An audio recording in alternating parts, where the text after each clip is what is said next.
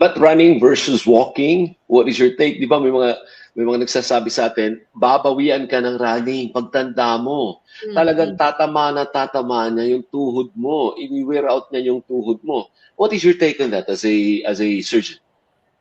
So, I believe that anybody can be a runner naman no? But it requires a somewhat scientific approach if you really want Mhm.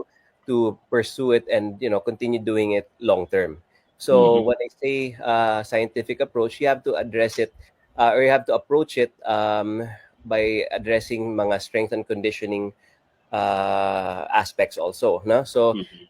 especially in for those who are just trying to starting to pick up the sport pa lang, most of these people probably are somewhat sedentary to begin with, or they don't have Mhm. any previous exposure to any sporting activities or exercise activities. So the way to go about doing it is you start slow, no? You should usually recommend like mga walk jog intervals muna just to build Yeah. up the endurance, and at the Yeah. same time we also recommend that, or we advise them to engage in certain exercises that will specifically target the muscle groups that you're supposed to engage to